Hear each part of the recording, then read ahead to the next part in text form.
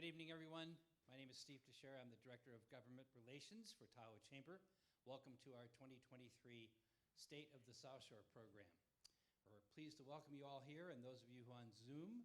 And we have a great panel for us this evening with lots of really good information. It's a unique opportunity because you typically go to a city council meeting or a board of supervisors meeting or a TRPA or a South Tahoe PUD meeting, and you hear what's going on with that particular organization.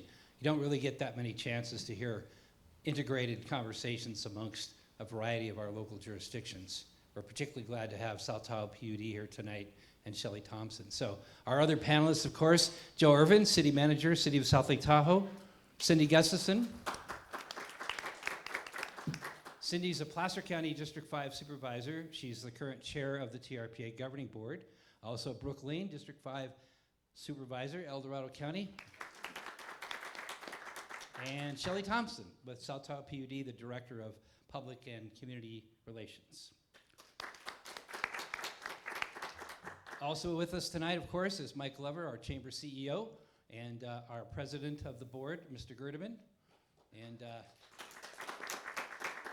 Christina Davies of our staff as well. We want to thank Brandy Brown and the great team at Tahoe Production House for our production facilities and recording this evening. So, without further ado, I will step this way and we'll get the program underway.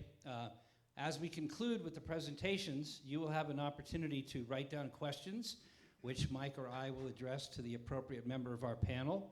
And the cards are back between the water coolers there with some pens, and you can write anytime during the program, write a question, bring it up, and we will ask it for you. So appreciate that opportunity, and again, thank you to our panelists.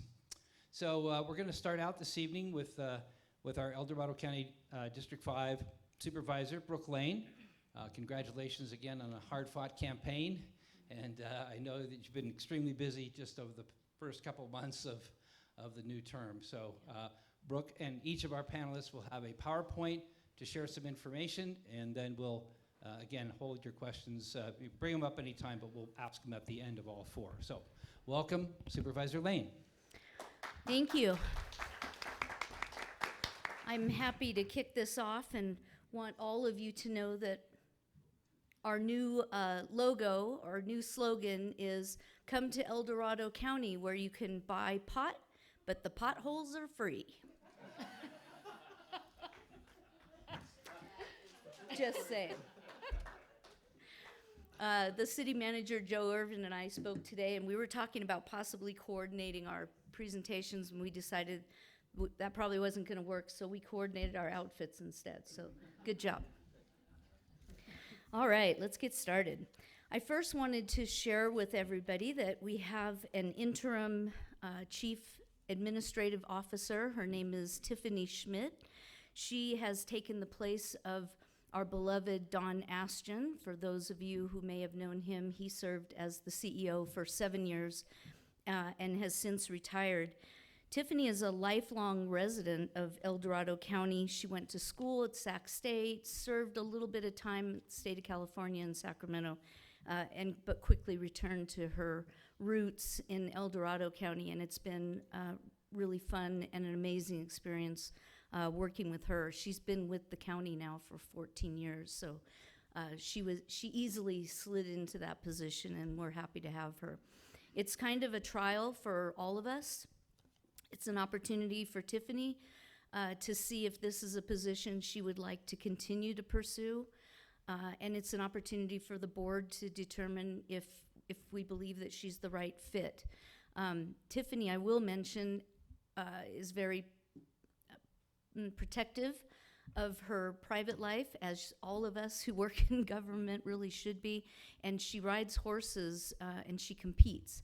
And so she really wanted to make sure that she had the opportunity to continue doing what she loves, and she didn't want the job to take over her life. So we're in a little testing period right now.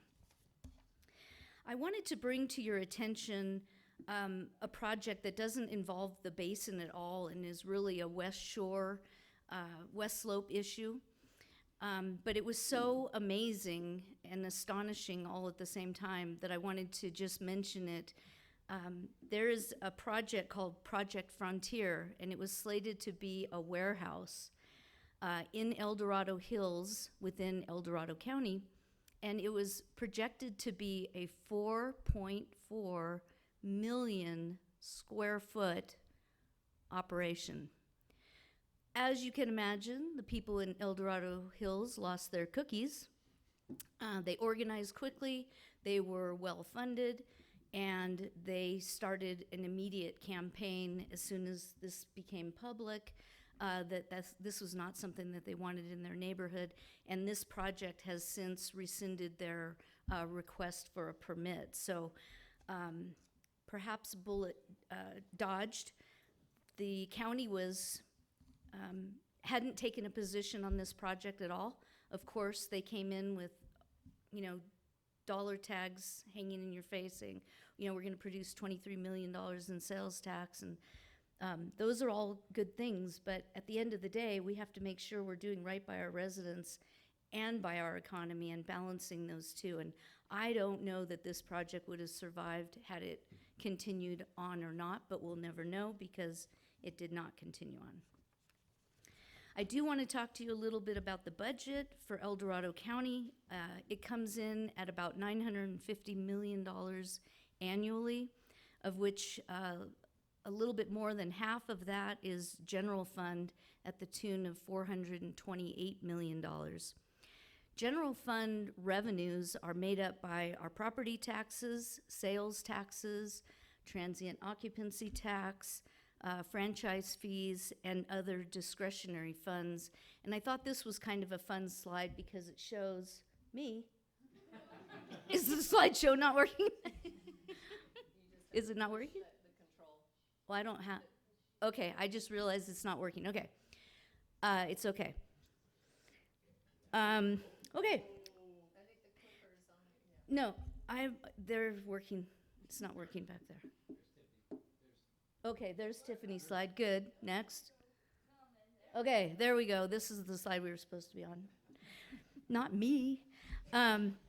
So this is a great depiction because it shows a dollar bill, and it shows broken down kind of who gets what with regards to property taxes. And you can see that the schools get the lion's share at about 41%. That's K through 12, community colleges, and the Office of Education. Special districts and the counties get a little under 25% each. So think about that as about a quarter on every dollar. And the cities, unfortunately, get about a nickel of every dollar. I apologize for that. Had nothing to do with it. Okay, next, I would like to talk about facilities, specifically up here in the basin with regards to El Dorado County. And I wanted to remind you that the county purchased the Barton campus at the Y for $7.4 million. And we're in the middle of doing a $2.6 million remodel on that property.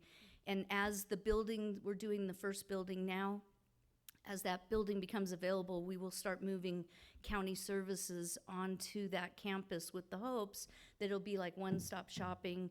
You really can go there for almost all your needs. We're going to continue to keep mental health kind of behind the Shell gas station in town. That'll stay there, but HHSA, which is Health and Human Services, those will go to this campus. The planning department will be there, the Department of Transportation, Development Services, and others as we have room for. The interesting thing about this campus is there's 4 buildings on this campus, and one is pretty funky in that it has like a bathroom pretty much in every unit. So we don't know if it was used for housing in the past or what the deal was, but the county's looking at this as a possible employee housing facility as well that would help with when we have to bring people up to help with snow removal and they need a place to stay. So we're hopeful about that. The other big project here in the basin is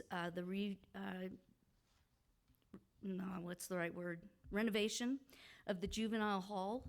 We received a $9.6 million grant to regenerate that, and so that will be coming on board soon. Did you know about that? Okay. It's exciting. You know everything. I wasn't in the loop. Furthermore, we are doing a big project with the Department of Transportation. We had a building collapse during this phenomenal snowy winter. Fortunately, it was already on the capital improvement list, so that's a $5 million building that'll be new for the Department of Transportation, and that'll be built this summer. Furthermore, we're doing some work at the jail, which is about $1.9 million, and some work at Johnson Center and Sandy Way to the tune of about $1 million.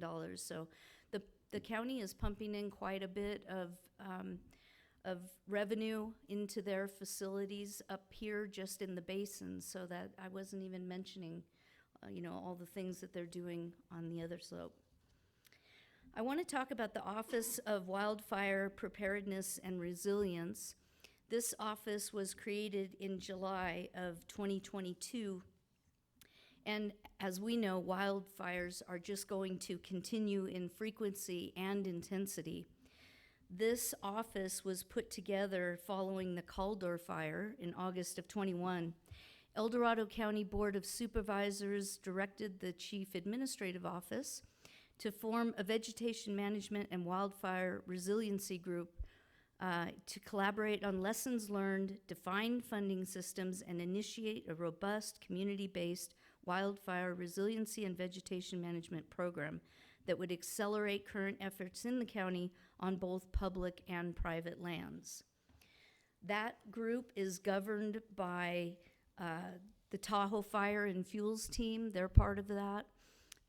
El Dorado County, the fire chiefs and the safe councils, as well as CAL FIRE and the U.S. Forest Service. One of their tasks is to put together an annual work plan. And so this year for 2023, just as an example, with regards to risk assessment, they're going to conduct risk assessment based on values and assets at risk, including critical infrastructure, historical buildings, and structural densities. And then they will allow for prioritization of those by assigning ranking, creating various values and risks. They also have a defensible space program, and they are going to be contracting with both El Dorado Hills Fire and Lake Valley Fire Districts. So Lake Valley will oversee that program up here in the basin. Finally, I just want to mention briefly the vacation home rentals, which many of you may have been following in the news, but it was the biggest complaint that I heard during my time running for office from people in the unincorporated part of the county is the effect of the city having banned VHRs. It really pushed into the county. It took a while to get some controls. There is a cap currently, and there is a radius, and those things are helping. But to the residents that are surrounded by them that were grandfathered in, it's not helped soon enough. So we're reinvigorating the talk around this concept. We're going to be putting together a 13 to 15 member advisory council that will work directly with me. And the idea is that we're going to look at the ordinance and see where can we make some adjustments that make life easier for everybody. Certainly enforcement is the big elephant in the middle of the room, because really El Dorado County would admit that they don't have the resources to do a good job. And so maybe this program, the VHR program, some of the transient occupancy tax that's collected and other fees as a result of that program will be put back into the program in the form of enforcement. So I don't want to say too much more about that, because I know that we all know VHRs inside and out, up and down. Lastly, I just want to mention the Measure S Citizens Oversight Committee. Recall that in the unincorporated part of the county, we agreed to up our transient occupancy tax from 10% to 14% on the condition that the additional 4% would be spent up here in the basin on road maintenance and snow removal only. And so we created an oversight committee with the following 5 people. They will work with the Department of Transportation to make sure not only will that additional 4% be spent on those 2 items, but that we don't get the shell game with the county where they take money away from us because we're getting this 4%. So we end up really at the same place we started with no additional new funding. So that's those are their two main tasks. And I will conclude it right there and turn it over to our city manager or back to Steve. Thank you, Brooke. Appreciate it. Let's have a hand for our 5th District Supervisor, El Dorado County. And looking dapper in his matching outfit, our city manager, Joe Irvin, who I know was up late last night because the council meeting went till 10 p.m., but still fresh as a daisy. So welcome, Joe. Glad you're with us. Thank you very much, Steve. I'm happy to be here and join with the panelists who get the honor to present the State of the South Shore, which is a really special event for all of us. I'll just get my clicker going here. Sorry. Yep. That's okay, but while that's getting, oh, good. Oh, That's the end of mine.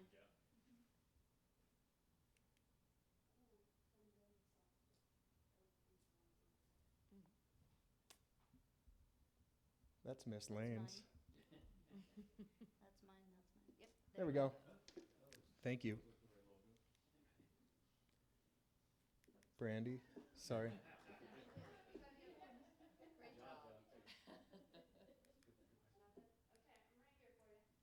All right, next slide, please. So, for all of you who don't know, the City of South Lake Tahoe is managed by me, the city manager, but the policy and vision and budget is all set by our city council. We have Mayor Cregan, who is sorry she can't be here tonight, but I feel honored to fill in her space. Mayor Pro Tem Cody Bass, and council members Tamara Wallace, John Friedrich, and Scott Robbins. They adopt our budget, set our vision, make our priorities, and me and our 207 other employees implement that. We have a $134 million all funds budget, a general fund budget of $58 million, a reserve fund of $14.5 million, and like I said, that's done with 208 employees. That includes fire service, police service, parks and recreation, snowplow, road rehabilitation, planning and building, zoning, permitting, all of those lines of business, as I like to say. And we have really dedicated staff who help us do a great job providing service to our public. Next slide, please.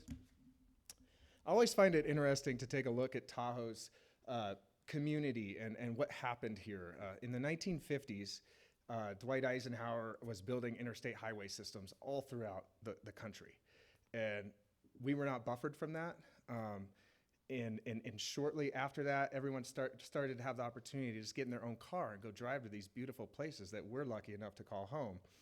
The 1960 Olympics took place in Palisades, and that caused the community here in the South Shore to really pull together 4 neighborhood communities and say, we want to incorporate, we want to be a city, and that took place on November 30th, 1965. Shortly after the new city council was elected, the city embarked on building recreation amenities. Our current rec center that's operational was built in the 70s. It's time to be revamped. We're working on that. I'll get into that in a little bit more. That also was an era of motel and hotel development along US 50, and the Tahoe Keys started its growth and development phase. Then we move into the 1980s. The redevelopment era popped up for the state of California. The city was not shy to jump in on that and take advantage of that tax increment financing tool and utilize some very good methods to build better infrastructure and plan for the future in South Lake Tahoe, which really kind of just bubbled up from the Olympics coming and falling in our neighborhood, if you will. The 1990s, to much credit, the TRPA and other partners really embarked on this environmental improvement program, and the city and other partners jumped in and said, let's invest in taking care of this beautiful lake. Let's invest in stormwater and trail infrastructure and all the things that make it special. In the 2000s, we started seeing state line redevelopment. I lived here in the year 2000, from 2000 to 2003. I remember when there was no Heavenly Village and no gondola, but now you go down there and it's quite special. And the trails, I used to live here without a car, and I'd try to walk around.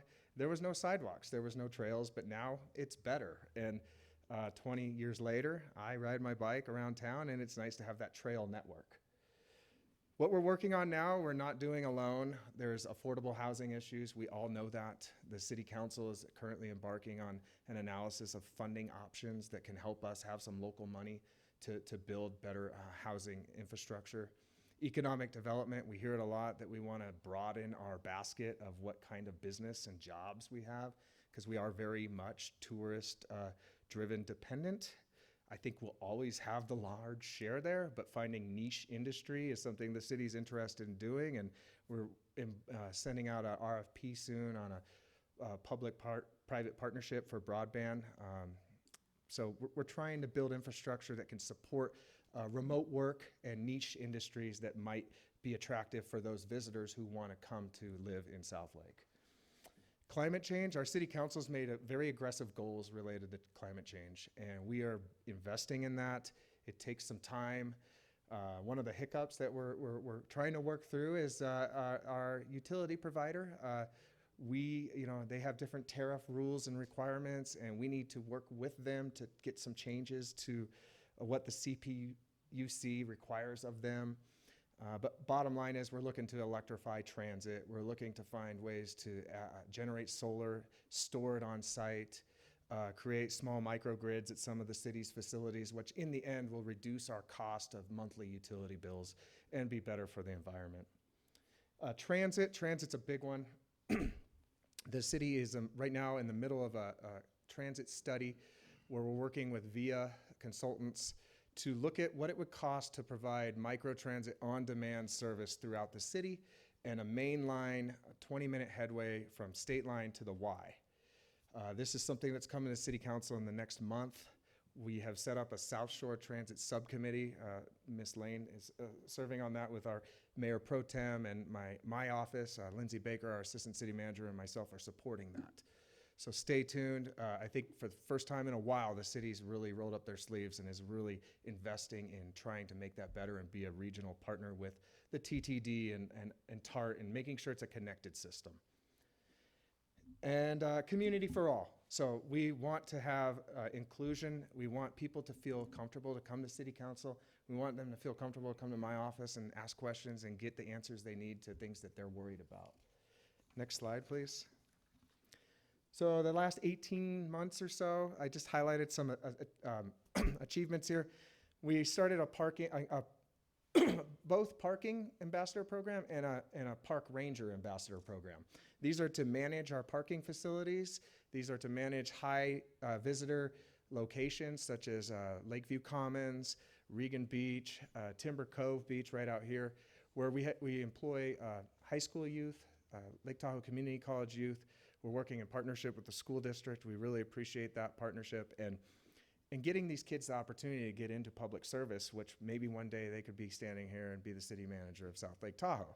That's my goal with that program. The city also banned plastic bottles, water bottles. April of 2024, the commercial ban will go into effect.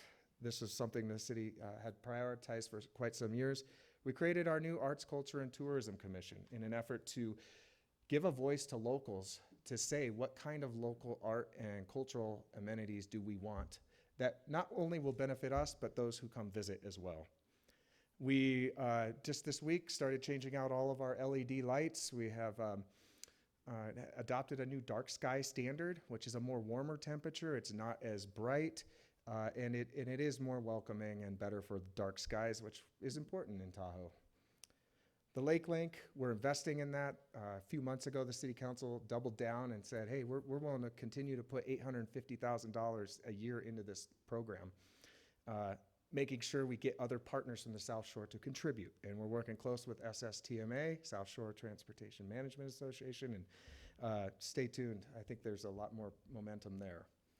Traffic calming. We have a lot of neighborhoods that were just built with no traffic calming infrastructure. Just today, we put 6 speed bumps on Lakeview Avenue. Our public works director and I have gone out to meet with neighborhoods and actually put the infrastructure in that'll calm the traffic and create a safer environment for the residents who live there. Highlight, we hired a new fire chief, really just promoted him. If you don't know, Jim Drennan, he's an amazing chief. I told him I was going to embarrass him in this presentation, but that was our big hire in the last year, and he's a joy to work with, and we're lucky to have him as a community leader, and he's working with the partnership and Lake Valley and other districts to make the fire service and defensible space better. And then this balancing scale here, something that I think the city should really be proud of is we run the airport, and it is an enterprise fund.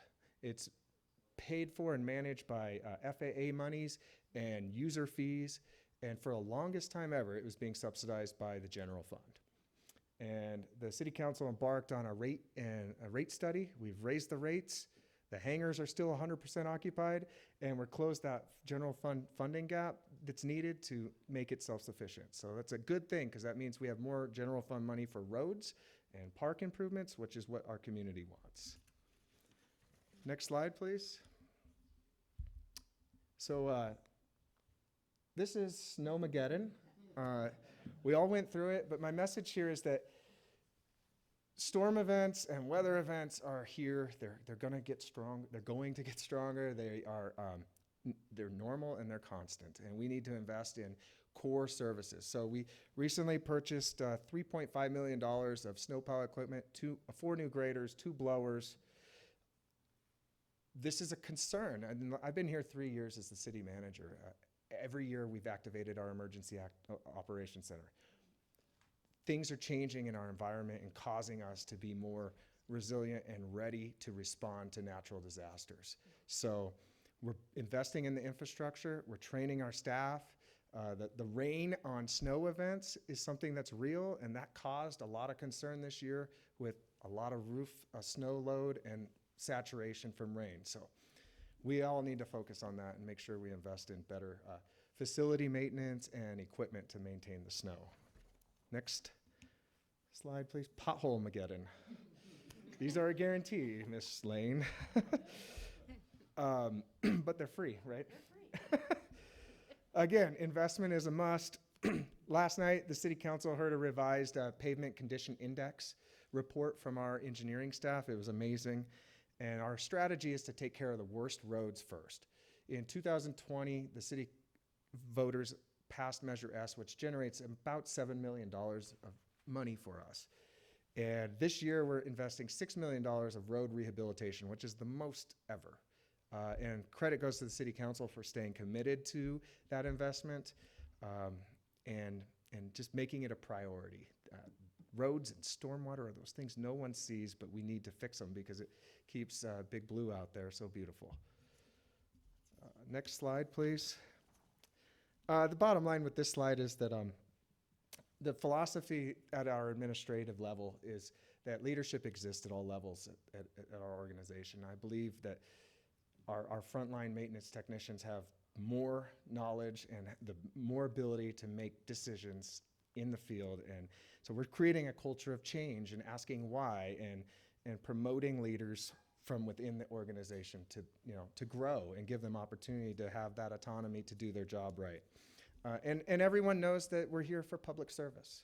We're not going to retire very, very, very, very rich, but we love what we do because we're driven to the mission, and public service is what keeps us going. Next slide. All right, I'm almost there. Strategic plan, priorities, and projects. Some of the things we're working on is the final steps of a $5 million communication system upgrades, which improves communication with our public works, fire, and police departments. The Lake Link investment I talked about. Housing, we've rewritten our tiny homes code, ADU codes. We're building the Sugar Pine Village project. The city invested $1.8 million to leverage $100 million, and their construction will be starting this summer. The staging of the units will be brought to town. So that's 260 total units. That's much needed housing. Our philosophy on housing is that we need a wide range of housing. We need to make sure we have income restricted housing, workforce housing, starter home purchase, a ladder, if you will. The whole range creates a healthy community. The Multi-Generational and Recreation Center, right here at the corner, across from Lakeview Commons. We finished phase 1 construction last year. That was underground infrastructure. We just went out to bid yesterday for phase 2. We anticipate bringing a contract to City Council on August 8th to award phase 2, which is the vertical construction. So last year we hit pause. The bidding environment was not the best.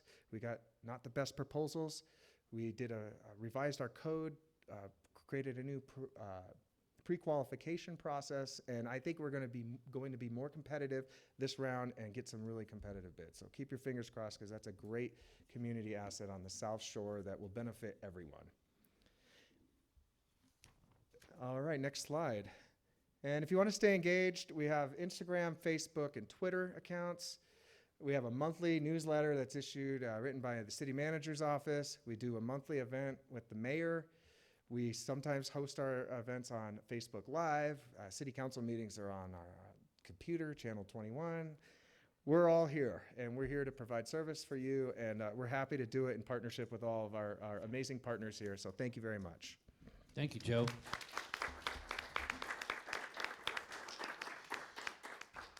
Well done. Next up is our TRPA Governing Board representative, Placer County Supervisor Cindy Gustafson, and she's been the chair of the board since last year, I believe, right? Mm-hmm. And so Cindy is here representing TRPA this evening. Welcome. Hey. Thank you all, and thanks to the Chamber for having me. First off, I want to express Julie Reagan's regrets that she's not here. Obviously delivering this message. She asked if I would stand in, and since I'm just across the pond a little ways, I said I would be happy to drive down and stand in for her. So a lot of information to share tonight from TRPA, but I first wanted to start out talking a little bit, for those of you who don't know me, on the South Shore. I've lived in the Tahoe Basin 40 years. This May 1, I moved in of 1983. So I've seen a few storms, seen a few winters. I mean, this was a heck of a winter, right? Not one we want to repeat anytime soon, I think, and brought a lot of challenges to our community. But I've been really blessed in that time to spend 27 years of my career at Tahoe City Public Utility District. I also had the opportunity to work at the North Lake Tahoe Resort Association for a couple of years. And then my predecessor on the board resigned, and so I was able to jump in. And the Board of Supervisors, after many years of my working with them and being the loudmouth from North Shore, put me on the board. So thankfully, I really enjoyed the job, but just like Supervisor Lane, I spent a lot of time commuting to Auburn and back to do the work of the county as well as representing my community. A little bit about our board. So I was trying, and thanks, Jeff gave me the data on this. We have currently 14 board members. We should have 15. We have one vacancy right now when Bill Yates left at the end of the year. We're still hoping to get that appointment moving forward to get that seat filled for the California side. But of our board members, only 3 have been on the board more than 4 years. All the rest of us, me included, are newbies. And so staff is constantly needing to train us. But I think with that brings, while many of us have been a long time very involved in our communities, Supervisor Lane obviously brings a wealth of experience, Council Member Friedrich and myself as local representatives, as well as our other counterparts. We're bringing some new perspectives, I hope, to the agency of working together to serve our communities. And I find that the new board members, even those state representatives from both California and Nevada, are really willing to roll up their sleeves and work on the hard issues we have in front of us. So I think it's a good time, and obviously I'm honored, very honored to be serving as the chair. So I'm going to go through a bit of this presentation that I just, again, standing in for Julie, who is much more articulate and knowledgeable about all these topics. But we'll go to the first slide. Thank you. So celebrating, I believe it was last year, 50 years, or 2 years ago now. Yeah, 2 years ago, 50 years of this partnership of the two states coming together and establishing the Tahoe Regional Planning Agency to protect this incredible place that we all get to call home. The states signed that compact, and that began an era of a lot of things, hopefully mostly collaboration, but we've had some real challenges over those 50 years of working together with our business community, with our property owners, and making sure that we align with reinvestments in our community. That collaboration and partnership is critical, and I think I speak for all of our board members that we value all the partners that are working together to make this place continue to protect this lake and continue to thrive. So we can go to the next slide. In our strategic priorities update, our board just met, 2 weeks ago for a 2-day retreat, and again looked at our strategic priorities and our focus areas and reaffirmed obviously our affordable housing initiatives, transportation action plans, restoration and resiliency, and destination stewardship. And so I'm going to go through each of those real quickly now, so we can go to the next slide on the Tahoe Living Working Group. So we the agency formed the Tahoe Living Working Group actually before I was on the board, and Supervisor Lane were on the board. We're now on that committee as well. And starting out with that pressing issue that we're all facing. The agency's role is a little different than the local agency roles that we play, but understanding that that marketplace surge that we've all seen is really impacting groups disproportionately, and especially our local communities. So the local working group brought together local planners, housing experts, and expanded a lot of our discussions on what could we do to address housing. It's vital to all of us. It's vital to the services we provide in local government, regional government, but more importantly to our business communities and your ability to provide service. So we expanded accessory dwelling units to every parcel on the California side of the basin, and we're bringing forward amendments this year, and we're discussing these right now in our upcoming meetings on increased height, density, land coverage, and looking for deed-restricted multi-family projects near our town centers to really help incentivize employee housing and workforce housing. With the caps that we have in place, these we're looking very intentionally at how we can make sure that every project we support is meeting all of the criteria that we get to the triple bottom line, making improvements in the environment, the economy, and the community so that we all win. You know, the median, I don't need to tell you all this, but the median cost of a home has tripled in the last 10 years.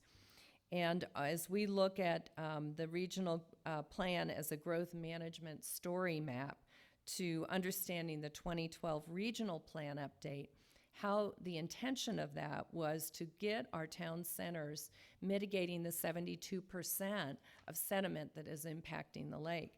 And we haven't seen as much investment in those town centers as we'd like to see. So what else can we do to work on those issues? On a next slide, on the affordable housing solutions.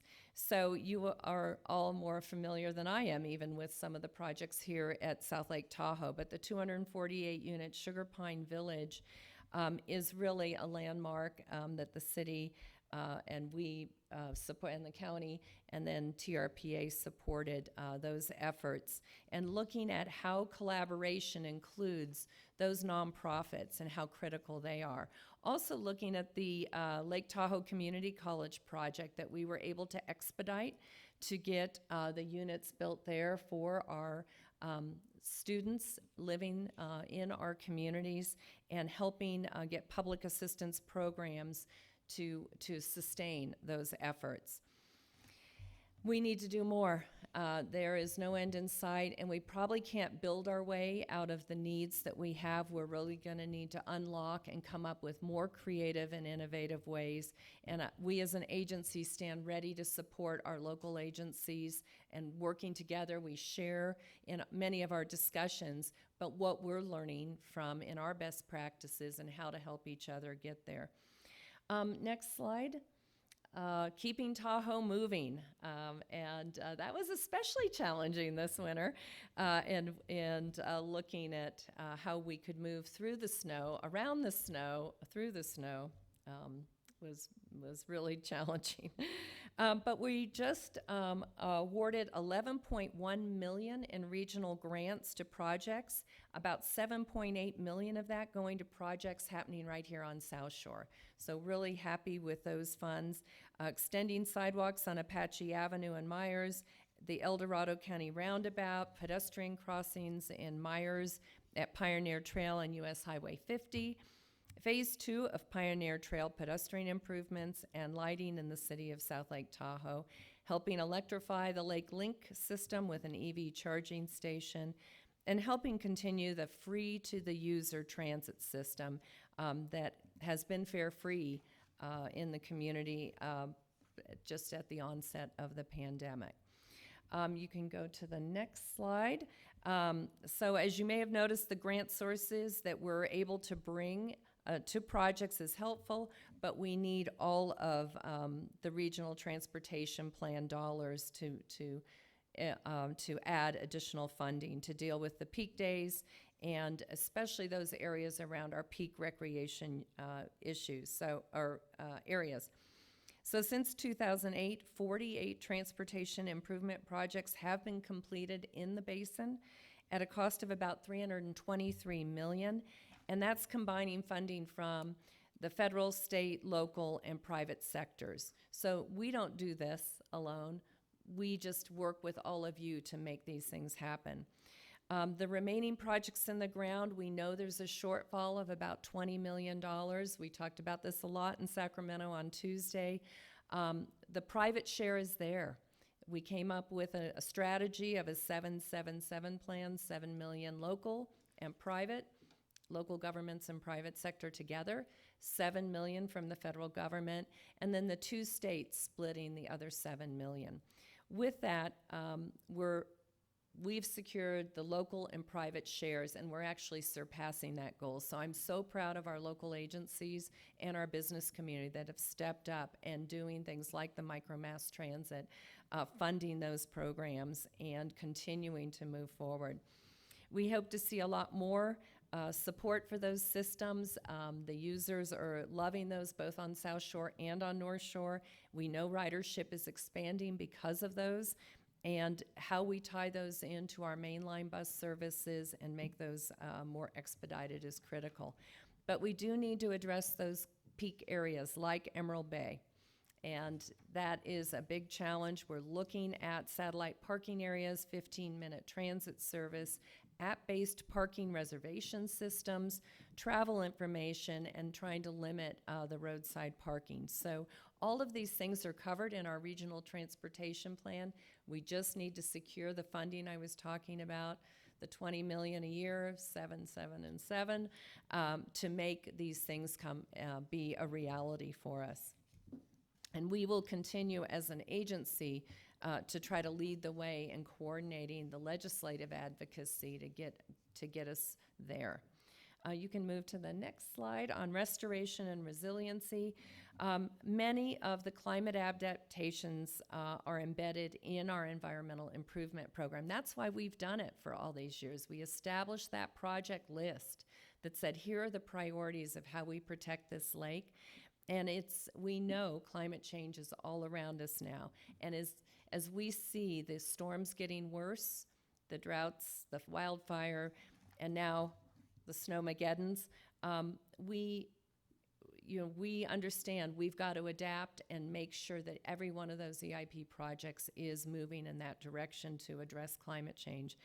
And we need to, and I want to take a moment right now to just thank all the first responders, plow drivers, bus drivers, the hard-working staff that kept things open and got us through this last winter, and actually last year's winter. If you don't remember last year's winter, that was not quite as bad as this one, but we had that one big storm right at Christmas, New Year's that really shut down many areas around the lake.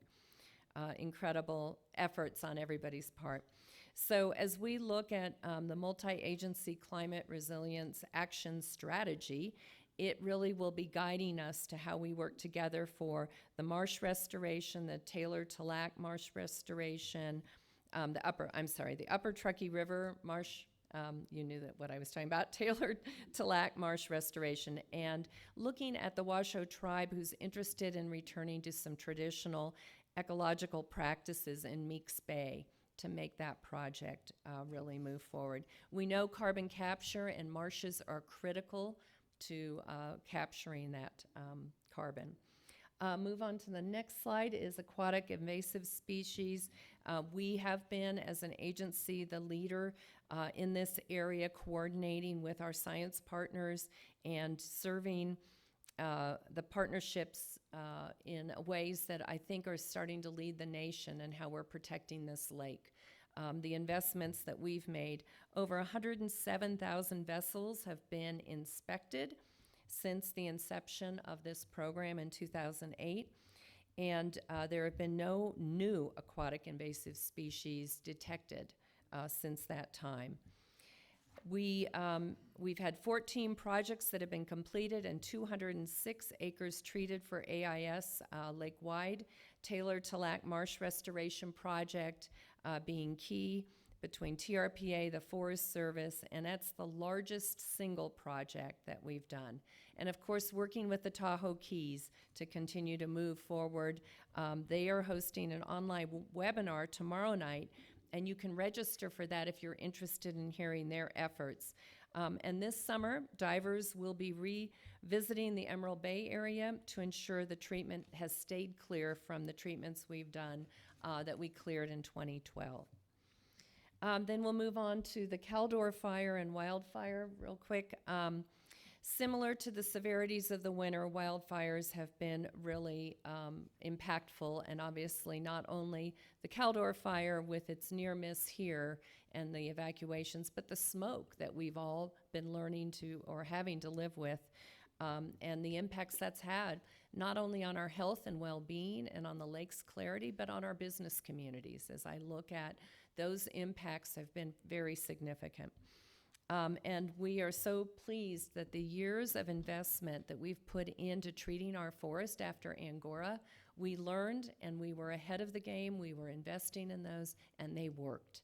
And I was able to go out firsthand with our fire chief from North Shore, brought me down to watch and see the firefighters saving Christmas Valley and really putting out those embers as they hit the ground. It was really an amazing sight, but they had the space and they had the ability to do that. The Tahoe Resource Conservation District has recognized we now have 26 nationally recognized Firewise USA sites in the basin, and that's grown to 65 neighborhoods in our community. So we're very proud of that and those efforts. Going on to the next slide, on our resilient forest, we are working with the Tahoe Forest and Fuels teams following that Angora fire, as I mentioned, and we've helped secure $171 million in federal and state funding over the last 12 years and treated more than 70,000 acres in the basin since the Angora fire. You can move on to the next slide. And then looking at science, the agency has a broad range of partnerships with science, as well as our Tahoe Science Advisory Council, but also our own science experts in the agency that really are studying the clarity issues and looking at those impacts and making sure that we study and understand those issues. We have surpassed the initial targets of more than 500,000 pounds of pollutants being kept out of the lake every year, but we're continuing to look at what's happening now with smoke. And what is that leading into the lake? Because obviously those deposits are hitting our lake. So Tahoe Science Advisory Council is engaged on all these fronts. They're studying algae and microplastics as well in the basin. We're all aware that those are all issues facing many of our waterways and our planet because of issues we didn't understand before now. And then moving on to the next slide, looking at destination stewardship. This is an unprecedented collaboration with our tourism partners as well as our agencies. I'm not sure how many are in there on that list, but quite, yeah, 50 or 60 partners working on this to really looking at how we can educate our visitors and how we can look at sustainable tourism. We know it's the lifeblood of our communities. We know we are not going to stop people from coming here, but how can they travel and get here and enjoy this place without impacting us and impacting the quality of that lake? So we're looking at launching the strategies on June 2nd. And that's expanding the support for the Take Care ambassadors that we've had at popular recreation sites, expanding the microtransit, and moving transportation projects forward, managing litter that we've been doing, creating a culture here of caring about the lake. And then finally, we'll go to upcoming coffee talk. So Julie's not here tonight, but she wanted me to make sure you can meet with her. Is it next Thursday, the 25th? Jeff, where is that going to be? State line offices. At our state line offices. Stop in and talk with the agency and talk with Julie. We're going to reinstitute coffee talks. Both on South Shore and North Shore, so that people can really come and talk about the critical issues facing this basin and have face-to-face time with us. There's a lot of coming back together after COVID kind of tore us all apart and created a lot of divisiveness. It's time to come back together and start working closely and listening to each other, and we hope you'll join us in that. We're here to listen to you. We also want to impart and hear from you what your ideas are, but also impart some of what we're doing. So thank you very much. Thank you, Cindy. Very good. Next up, Shelley Thompson from South Tahoe PUD. We're honored to have the PUD here. This is their first time appearing on this program. Lots of stuff going on at the district, and Shelley, welcome. Thank you, Steve. Good evening. I'm Shelley Thompson. I'm the Director of Public and Legislative Affairs for South Tahoe Public Utility District, saving the most exciting parts of water and wastewater for last. Tonight I'll provide a little bit of overview of what we do and some of the highlights from the last year. Next slide. So we're a public utility district, so we supply drinking water and provide wastewater collection, treatment, and export to protect Lake Tahoe. We're community owned and governed by a publicly elected board. So providing water and wastewater in the mountains proves to be challenging and requires lots of infrastructure. So as such, we have a $50 million annual budget, and we're working on a 10-year capital improvement program at a cost of around $200 million. So Tahoe is special, and to keep it that way, we have a 115-person staff that works around the clock in crazy weather during holidays to make sure that when you turn on the faucet, you get delicious Tahoe tap, and when you flush the toilet, you don't have to think about it again. Next slide. So let's talk about water. We provide drinking water to 85% of the South Shore. It's all sourced from groundwater. To do this, we pump water from 13 wells around town. Water flows through 250 miles of water mains under those potholy streets to reach our more than 14,000 water customers. Because of our mountainous topography, we have 16 booster stations that lift the water to the top of neighborhoods. For reference, San Francisco has 9? booster stations. So half the amount to serve a bajillion times more people. We also have 19 storage tanks that are located at the top of the hills and the mountains, and that's to make sure that we can supply water to meet peak demands and to fight fire. That is an aggressive bug. So living at the top of the watershed, we're really fortunate to have clean and abundant drinking water. When we leave the hill and go to my parents' house in Orange County or visit friends in the Sacramento Delta, my kids complain about the taste of water. And I'm really biased, but I think there's nothing better than Tahoe Tap. Next slide. So, unlike much of California, the challenge with our water system isn't water quality or water quantity. Tahoe's biggest water challenge is old and undersized pipes. So most of our system was built to support summer cabins, and it was built with these 2-inch water mains underneath the street. And you can't fight fire with a garden hose. So we've been investing in upsizing our water mains from 2 inches to 8 inches and installing fire hydrants. And we learned during the Caldor fire that investments in fuels management in the forest, but also investments in upsizing water lines and having hydrants is critical to protecting our community from wildfire. So we continue to upsize water mains, and it's not cheap. It costs around $2 million per mile to do that work. Last year, you might have seen us in the Bijou neighborhood where we were replacing water lines. This summer, we're gonna be out in the Black Bart neighborhood, and we plan to continue replacing 2 to 3 miles of water lines per year. Next slide. So every toilet that flushes on the South Shore on the California side from Emerald Bay to State Line and all the way out to Christmas Valley comes to our wastewater treatment plant in the heart of town. So wastewater flows by gravity through these 300 miles of sewer mains to one of our 41 pump stations. So pump stations are located at the low point in our town, close to meadows, streams, creeks, and they lift the wastewater up so it continue flowing by gravity to our wastewater treatment plant. So we clean about 3.5 million gallons per day, and we pump that recycled water up and over Luther Pass to Alpine County, where it's used by farmers for irrigation.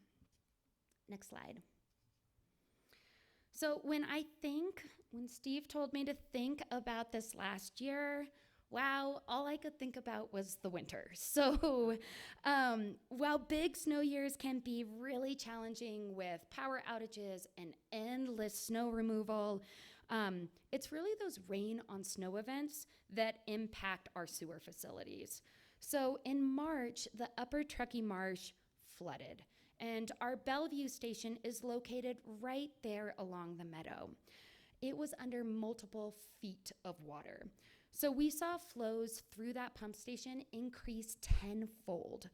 Essentially, our pump station was helping drain the meadow, which may or may not be a good thing. The challenge is it was on the verge of spilling sewage into that meadow, which is right next to the lake.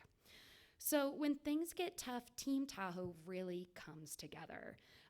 We worked with the California Tahoe Conservancy, who manages the meadow, with CAL FIRE, who was leading the charge in the EOC, with the Lahontan Regional Quality Control Board, with TRPA, and with Northwest Hydraulics and working together to try to figure out how to prevent this sewage spill quickly and get that meadow down. We identified that clearing a channel that connects the marsh to the lake was the best option. So we dug a 3-foot deep channel where the marsh had breached back in our last huge winter of 2017, and thankfully avoided a spill. So we've identified and continue to install solutions to try to reduce future stormwater flows into our wastewater system. While this winter was a big one, we know it's not the last big one. While rain on snow is becoming more common, we need to prepare for it. Next slide. So this was the winter that just kept giving, and on the other side of town, we were experiencing other issues. So an avalanche at Fallen Leaf Lake took out the power lines as well as our backup generator building that feeds 3 of our sewer pump stations. So sewer is all about redundancy, right? If the power goes out, we need to keep operating. But when an avalanche takes out the power and our backup power, we had to get creative. So our crews brought in mobile generators and refueled these generators as well as pumped out the stations daily to prevent a sewer spill. We're working with FEMA to get reimbursed for all storm-related damage expenses. And a big thank you to Supervisor Lane, who was ringing the bell to form the Emergency Operations Center to get it going before that storm hit. And we worked really closely with Incident Command to have a lot of support through that emergency. Next slide. So South Tahoe PUD is one of only a handful of wastewater agencies in the world that can claim 100% reuse for both recycled water and biosolids.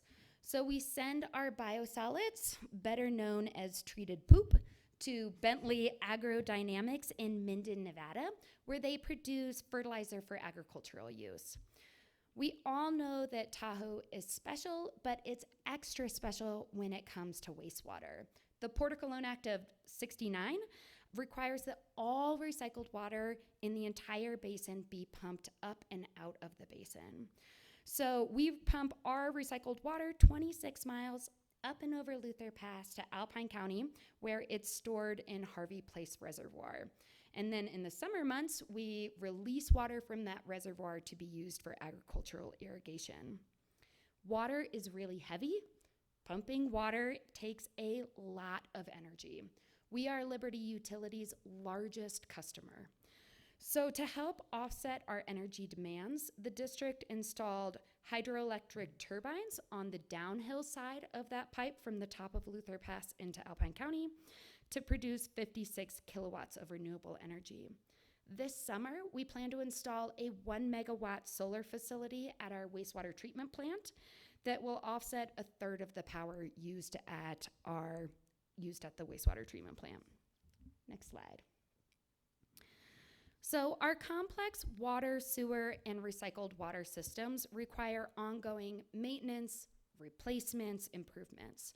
Our board of directors is meeting tomorrow during our board meeting to vote on proposed increases that would fund the water and sewer pipeline replacement program and really help keep up with increasing construction, chemical, and utility costs. You can see a detailed list of all of our capital improvement projects that are planned over the next 10 years, as well as a breakdown of our rates on our website. Next slide, please. So at the district, we really believe in investing in our system today, and by doing that, we hope to lower long-term costs, protect the environment, and ensure reliable quality service. So as such, we're actively pursuing grants, and we've been really successful. We currently have 18 grants and loans open right now that are funding $42 million of projects. So those grants come from all over the place. Thanks to the city, they got American Recovery Act funds, and with those funds, we're installing more fire hydrants in the city. Thanks to the Forest Service, they've helped invest in upsizing water lines to protect our community from fire, not just in South Lake, but around the basin through the Lake Tahoe Restoration Act. The California Tahoe Conservancy has been instrumental in funding fuels reduction work, especially on the 100 acres around our wastewater treatment plant, as well as lots of other funding partners. Cindy mentioned that yesterday we were down in Sacramento. When I say we, I really mean everyone at this table. We partner with the other public utility districts, with the other water agencies, the city, the county, and our nonprofits as well, the League to Save Lake Tahoe, Tahoe Fund, to work with our state and federal delegation to help bring in federal and state funding into the basin. So with that, that is my last one. Thank you. And I'm sure there will be lots of wastewater questions that I'm here for. Thank you, Shelley.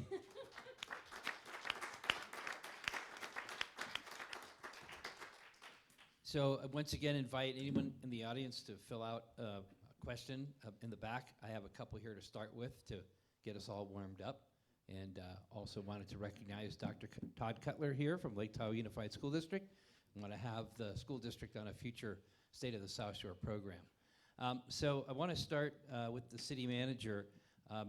Cindy talked about, from the TRPA perspective, working with the local government partners, you know, the whole idea of area plans that came out of the 2012 regional plan update, and the density and the transit services and the housing, you know, in those areas. And the city has embarked upon a pretty aggressive program that was part of the discussion last night about how do we amend the tourist core area plan to bring it up to some state standards and some other things that the council as a policy driver wants to look at. How do we amend the Tahoe Valley area plan?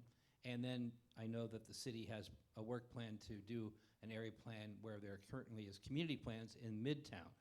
That's a pretty aggressive approach, and I know it's not going to all happen in a year, but could you comment a little bit about that part of the city's work plan?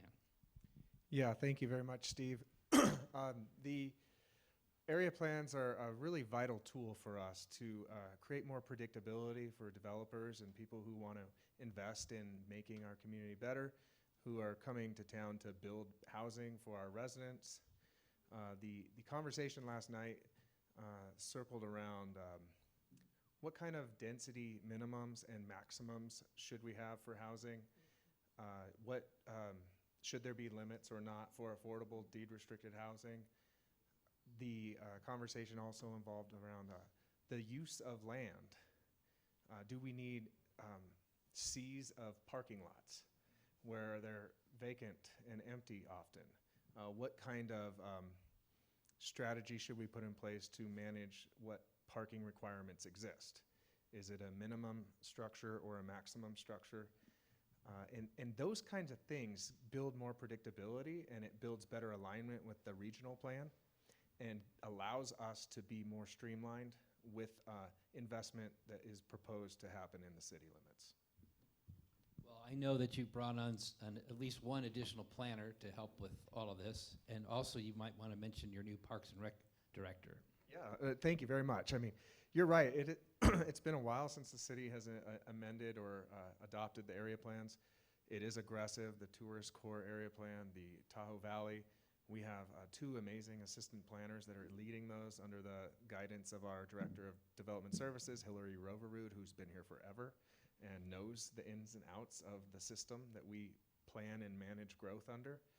The Midtown plan, I was remiss to talk about that. That feeds into the Parks and Recreation Director, because Midtown is the 56-acre site. It's the college, it's Johnson Boulevard, it's our police station, it's a big area of land. There's large land, pieces of land there that could accommodate new affordable housing projects. But what we're tying into that as well is parks master planning efforts for the Bijou Park, which is one of our biggest acreage parks. And John Stark just started on Monday. He's our new Parks and Recreation Director. He's a breath of fresh air and excited to roll his sleeves up and really see how we can take Parks and Recreation to the next level. But I think that planning effort is a part of that too. So we make sure we connect the trail network, the Dennis T. Machado Trail that goes through that area. It's such a spine that connects to neighborhoods and could help to make connectivity and bike and ped travel a desirable experience rather than what I used to do 23 years ago walking along US 50 with no sidewalks. Thank you. Thank you, Joe. So there's a flip side to the importance of density and trying to do housing, and I know that the TRPA governing board has been hearing a lot of public comment on some of the projects that you've been approving. What's this density, and why do we need this height, and why do we need, you know, these buildings that a lot of people, some people consider to be urban, and this is a rural area, it's a resort area. So I know the agency discussed that as a governing board and management staff at your retreat, And what are some of the observations you make, particularly as the chair who has to facilitate these discussions? Well, boy, put me on the spot here. I think that the whole concept of the 2012 regional plan was to reinvest in our town centers. There's no doubt that we want reinvestment. That's where I think it's 72% of the sediments are entering the lake are coming from those areas that have not yet been updated with BMPs and other treatments because we didn't have the ability to go taller in a lot of our areas or to create density. The other thing is everybody wants everyone to use transit, everyone else, right? And especially those of us who live and work and have to run a bunch of errands, sometimes transit isn't the best, easiest thing for us to use. But micromass transit's working pretty darn good. But to get transit to be effective and transportation solutions, they need density. They need areas in which they can pick up a lot of people, get them from one spot to another spot. So we can't have it both ways. If we really want to make strides in transportation, we need land use that will help feed that. We see it as a governing board. Some of our new members have a lot of experience outside the basin, and especially as it relates to housing. And when we look at workforce housing and know that we need to create it, it has to be financially feasible. And that means using less land, solidifying that into a more dense area, and allowing those individuals to not need a car here and not need a parking space and be able to move forward. So I think the board in large part understands that. The magic in all of this is finding that balance of what will help us achieve what we're looking for, both in transportation and housing. Appreciate the response. I didn't really have a solid answer Well, yes. other than we're working on it. Well, but you know, the connection that you made between the density and the transit efficiency is really key. Yep. And so I think that's an important point that sometimes people forget. They just see something bigger and they don't think it belongs to Tahoe. But there's a strategy here that we're pursuing. So, Brooke, every local jurisdiction is on the point of the spear when it comes to VHRs, and certainly El Dorado County is no exception. Talk about balance. There's a balance between the revenues generated by VHR, the TOT, and then, you know, more people. The county over the last couple of years has opened up TOT revenues to, you know, mitigate the responses that are necessary by first responders and others. So on the one hand, we're spending more TOT for more folks, but we're also looking at the challenge of VHRs and that as a TOT revenue driver. How do you balance those issues? Well, here in the basin, we generate about 67% of all the TOT money that is collected by the county. The other 33% roughly comes from the West Slope. And as you know, historically, the county has always seen those revenues as general fund dollars that can be used however they want to use it. And they have built up rather, I think it's fair to say, a dependency on those dollars. I give kudos to my predecessor, Supervisor Novosel. She came up with this concept of impacts on tourism, and they started utilizing that idea a couple years ago, which is what you were referring to with first responders. So now we make that money available based on the impact that tourism creates on your agency or your community, and we try to give back money directly to support that. That's a better concept than the way they were using it, which is, from our perception up here in the basin, was we sent 2/3 of all the TOT money, about $6.7 million, down to the county, and we never saw any of it come back. So this has at least evened it up a little bit. This last year, for the 67% that we sent down to the county, we got back 75%. So I think that concept is working.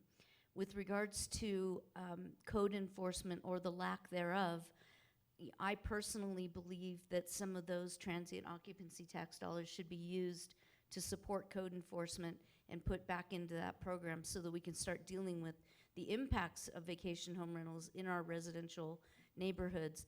The other thing I'm hoping will come out of this community advisory group is if we could put the horse back in the barn and we could now talk about what would that look like in our community, what would that look like? So these are some outcomes that I'm hoping that we'll start diving into. I know we can't put the horse back in the barn, but it's fun to dream. Thank you, Brooke. So all of our employers up here, including our public agencies, have a challenge with maintaining staff. The cost of housing, a competitive workplace where sometimes we're not able to match a salary that somebody could get, elsewhere. We have a great talent pool, but it's not a given.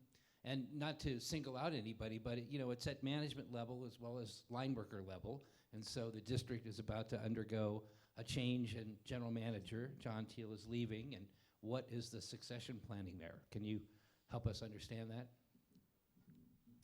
Yeah, so our general manager, John Teal, has been with the district for 31 years. He's been general manager the last 4.5 years. And is leaving for warmer temperature. Good for him. So that's a really exciting time. A change is exciting and a little scary in our community. In terms of recruiting, the district has a really strong program for employees in-house to cross-train for positions. Something that Joe mentioned earlier was, investing in employees so they can promote from within. That's really helpful. It's easier to attract and maintain someone who lives in Tahoe. But a general manager position is a big role to fill. So we've hired a recruiter, and we'll be recruiting nationally based on the direction of our board members. I think we'll have really strong internal candidates and hopefully really strong external candidates to make it a tough job. Tough pick for a not tough job. Thank you, Shelley. It's just, when I reached out to the district, John told me, by the way, I'm leaving. So, but yeah, he's been another in a long line of very good general managers for South Tahoe PUD. And it's not only do you have to maintain this complicated infrastructure, but you have to maintain the team of people that work together at all levels in the organization to do that kind of work. And like you say, they often, as do city people and county people, work in nasty weather conditions. We're sitting in our homes going, I don't want to go out, but they're out there working, along with our utility crews and the first responders going out in less than ideal conditions. So kudos to all of them. Another challenge that we face here at Tahoe, particularly on the local government level, not so much necessarily the city, but the counties, is that the districts that include Tahoe, District 5 for Miss Lane, District 5 for Miss Gustafson, they're getting farther and farther to the west. So, when I first came to Tahoe a long time ago, there were 2 supervisors in El Dorado County. Right. One had part of Tahoe, one had all of Tahoe. So we actually had 2 people on the Board of Supervisors. It was a similar situation in other counties. I remember in Douglas County there used to be 2 commissioners that actually lived at the lake. Now there's one that lives at the lake. But the point is that the population growth on the west side or in Nevada is not at Tahoe. And so Tahoe's supervisors, local government officials, are finding it more challenging to convince their colleagues to invest in or to understand Tahoe. And so I wonder, Cindy, if you could first address that, and then we'll go to Brooke and ask the question. Well, for North Shore, the numbers are even more staggering, right? Less than 15% of the voters in my district live on the east side of the Sierra. So I was really fortunate to have had many, many years working in local government, that the board felt okay to choose me and appoint me, and then a year later I ran and was successful. The odds of that again, I think are pretty slim, and that's not about ego. It's just about time in office and having had a lot of time to work with those individuals, and I don't see that easily replicating. I'm really concerned about it and our local representation. Our county is now at 415,000 residents, and the last census, we've grown 15,000 since the census of 2020, all on the west side of the county and the far west side of the county. So I represent from Newcastle, California on Interstate 80 all the way through Tahoe. And so, you know, thankfully I don't mind driving and listening to Audible books, and I actually have become very good at Zoom calls and Teams calls on that. But, you know, how we prepare for the future of representing this incredible lake, when you may not have a supervisor from North Shore, again, and it's been a while since we've had a resident actually living in the basin, and I'm really pleased to do that, but I don't know, Right. from there, how we're going to have that voice. Right. And similarly, and I think it's mostly around the periphery of Sacramento County, where, you know, a lot of the growth in Placer County is. But Yes. similarly, in western El Dorado County with El Dorado Hills, and I guess there's some talk about, hey, we want to incorporate, we want to have, you know, more influence in our county. So what's been your experience dealing with those kind of issues? Yeah, it's been difficult. I do want to make just kind of highlight something that's been talked about down on the West Slope in particular with El Dorado County, and that is the idea of possibly increasing the number of supervisors. That would be an interesting concept because it would almost guarantee a South Lake Tahoe or West Slope, but at least basin representation. But it would make it so much harder because right now I have to find two of my colleagues to vote with us on anything that affects the basin, which a lot of them are doing a very decent job of engaging, but it's very easy to say, well, that's you guys, I don't really know, I don't care, and I don't study it. That's really not the case with the colleagues that I serve with right now, but it could be. And if you had to convince 3 more to get anything passed, that gets to be a more difficult job.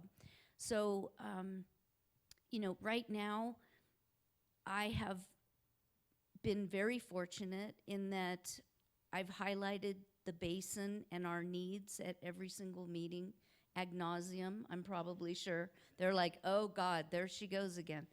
But I've really been trying to bring the basin to the forefront and our needs and how different our needs are. And I've also tried to be very engaged with what their needs are because they are very different. So I'm learning a culture that I really haven't experienced before and don't understand. So as much as I'm willing to do the homework to learn about them, I also expect them to do their homework and learn about us. So I've had great success so far, you know, 5 months in. She's done a great job for you all. You know that, and you have such history here. And I have to commend the rest of my supervisors because while we may not have somebody from the Tahoe Basin in the future, they understand the importance of Tahoe, and they're very proud that Placer County has a piece of the lake. And we, as locals, have to continue to remind them of that. Comes with a responsibility as well. So I think we've had great success. We did look at that in our charter review committee to go to 7 supervisors. It really didn't guarantee us much more for North Shore, but you're a much bigger part of the population of El Dorado County. Hopefully you stay that way. Right. I understand that the El Dorado County Charter Review Committee did set that idea aside, which I was glad to see that. You know, 2 more supervisors, 2 more supervisor aides, and staff that support it, which is really important for a supervisor. Yeah. You know, I'm not sure that really adds up to positive benefits for the community. But it's good for us to understand that these kind of dynamics are out there. Joe, when you were talking about some of the people that are working for the city, your new Parks and Rec director coming in and everything, and I know he wasn't hired in the last year or so, but I think there's been a lot of appreciation for what Anush Najad has brought to the Public Works Department and the presentation that he and his staff have made to the council about the road programs and about the amount of capital that needs to be put into infrastructure in the city. It's pretty impressive. So I wanted to give you a chance to talk a little bit about that part of the city. Yeah, thank you, Steve. I wish I had 100 Anushas. He's been an amazing new team member. In 3 years, we've all of our department heads, 8 are all new, so we've rebuilt the whole team. But he has brought a new vigor and innovative spirit to Public Works, where we're more transparent. We're reporting to council on what our needs are and how much or how little money we have to fulfill those needs. But we're trying our best to leverage the partnerships we have, go competitively for grants. His outside of the box thinking was something that attracted me when I brought him on board. He has a background in the private sector, working for a nationwide consulting firm, Kimley Horn, and also was a community development director. I didn't care that he wasn't a public works director before. It was so he's an engineer, he's a traffic engineer. He's mentoring his staff, building that capacity. So we're really lucky to have Mr. Najad, and along with all the other directors. But it's a healthy organization right now with great teamwork and very little ego. So it's a fun place to be. Thank you for that. Shelley, you touched on it in your presentation and answers to some of the questions, but South Tahoe PUD is one of the water purveyors in the basin, and the water purveyors have come together in collaboration to work closely with the Tahoe Basin Fire Chiefs and the Tahoe Fire and Fuels team. And you mentioned it because if there's a problem, and this was a real issue in the Angora fire where they went to hook up a hose to the hydrant and the water tank had drained and there wasn't any more water. And so that was a signal for all of us to be concerned about what water is going to be in the hydrant when we need it for firefighting purposes. And maybe you could just describe briefly how the water purveyors partnership works and the kind of work that you've been doing, particularly in the last couple of years.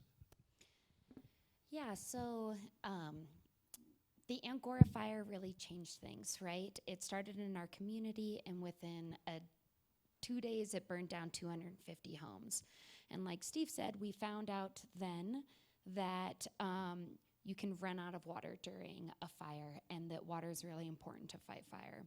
And so after the Angora fire, there was tremendous collaboration around the basin because fire doesn't know jurisdictional boundaries, right? It doesn't care that we have 5 counties and 1 million water districts and 2 states. So we formed the Tahoe Water for Fire Suppression Partnership. It is almost all of the water agencies around the basin. So California, Nevada, private, public. And what we do is annually we meet and everyone submits their highest priority projects to upsize water infrastructure for fire suppression. So that's taking that 2-inch water main to 8-inch, installing hydrants, making a water tank that was originally designed so that the summer community can take showers and baths and make lemonade and wash their clothes. Now making it 10 times as large, which means 10 times as expensive, so that it can fight fire. And so we submit those projects annually, and we have ranking criteria that we've developed with the Tahoe Fire and Fuels team. So that's the fire chief, with the fire chiefs around the basin, to make sure that the water projects we're prioritizing are the water projects that the fire chiefs are prioritizing, right? They're the ones that are using those hydrants. So we submit our projects annually, we rank them, we prioritize them, and in the last few years we've become eligible for funding through the Lake Tahoe Restoration Act. So TRPA leads the effort for the Environmental Improvement Program around the lake, and it's such a massive program. So the process I just described for water purveyors, that's happening for fuels reduction projects around the basin on federal, state, private lands. That's happening for aquatic invasive species. It's happening for transportation. At all levels, there's this collaboration around the basin. And so over the years, I don't have the number in front of me, but we have brought in, tens of millions of dollars of federal funding into Tahoe to upsize water infrastructure. And when we go to the federal government, when we talk to the Forest Service, I was just back in DC 3 weeks ago, we tell them every $1 that they give us, we'll match $2 to $3 with local dollars. We'll get it in the ground within the next 18 months, and those dollars protect our community immediately from fire. Thank you. I appreciate the response, Shelley. And the other thing is that, so as Cindy knows, and you know, and Joe and Brooke know too, the ratepayers of the district can't fund infrastructure for the federal lands that surround the communities. So this is a true federal share of what they need to do to help protect their land and our communities, both, right? Yeah, so 80% of the Tahoe Basin is publicly owned, mainly by the Forest Service. And when you think about fire and fighting fire, the folks that are providing the water are these tiny little water districts. We're the largest water district in South Shore with 14,000 connections, but most of our partner agencies are much smaller. And a lot of them are still community, mom and pop, tiny little entities. And their charter, their goal is to provide delicious, safe drinking water. It's not to provide water for firefighting. That's going above and beyond, right? And so we knock really hard on the federal government's door because we think that they should be investing heavily in our community because it's their land also that this water protects. When a house fire starts, the fire hydrants on the street help keep it a house fire and prevent it from spreading into that wildland-urban interface in the forest. Or when a forest fire hits, we know that water alone doesn't put out fire, right? But in Angora, we saw that fuels reduction, that thinning of the forest. It took these massive flames and it brought them down to the ground so that firefighters could make a stand and protect Christmas Valley.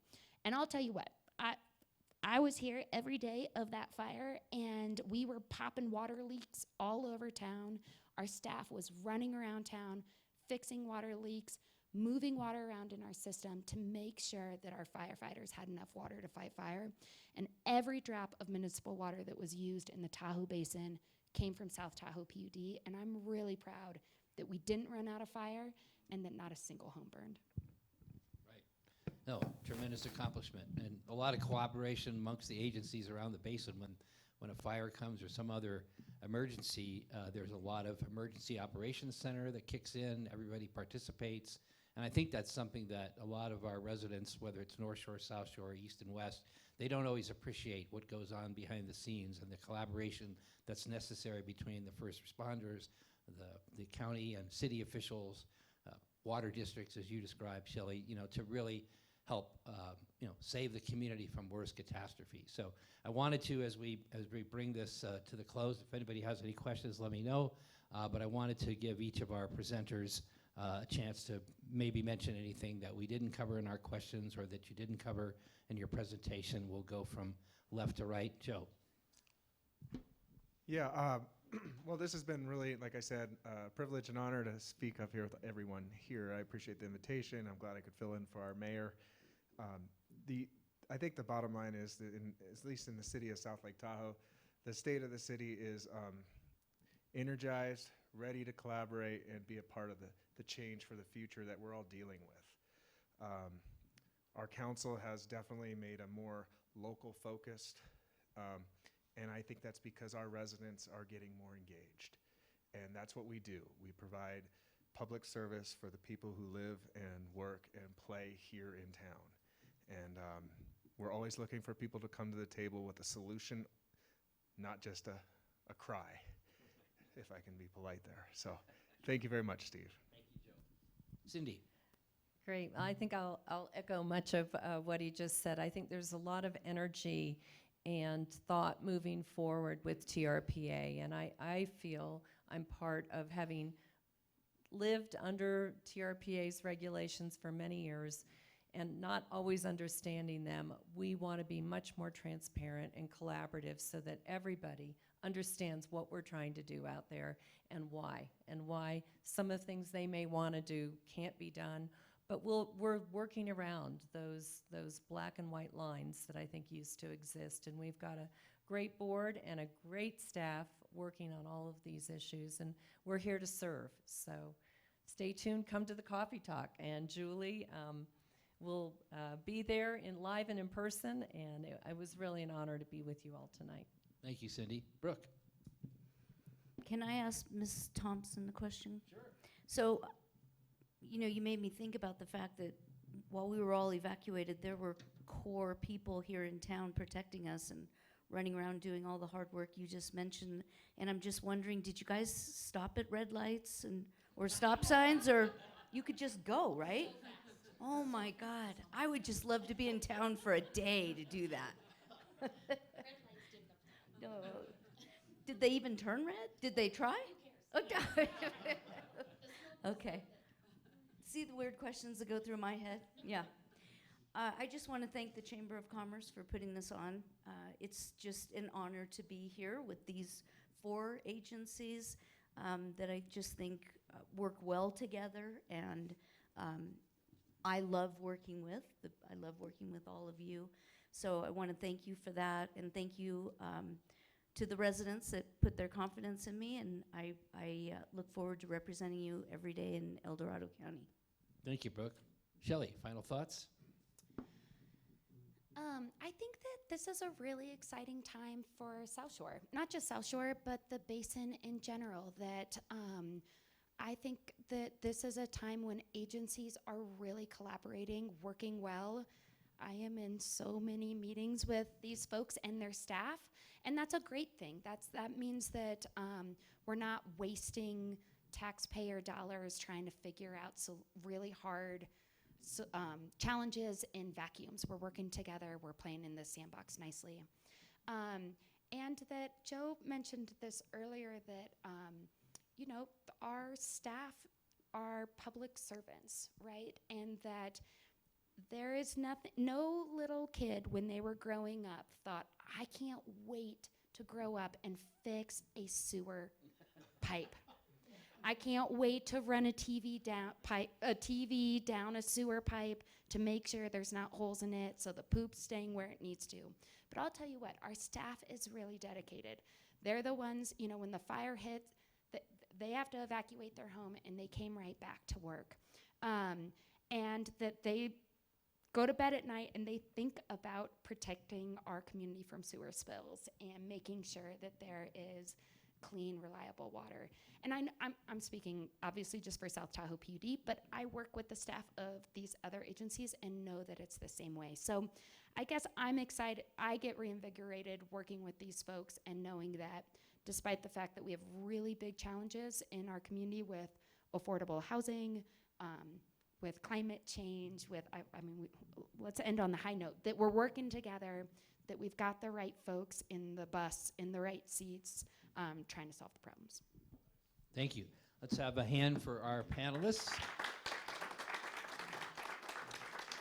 So I really want to thank Joe, Cindy, Brooke, and Shelley for coming out tonight, and for all of you coming out tonight, and to Brandy Brown and her great team at Tahoe Production House. What a tremendous asset in the community, Brandy, you've created with your company. So thank you so much, because in this world, yes, let's hear it for Brandy.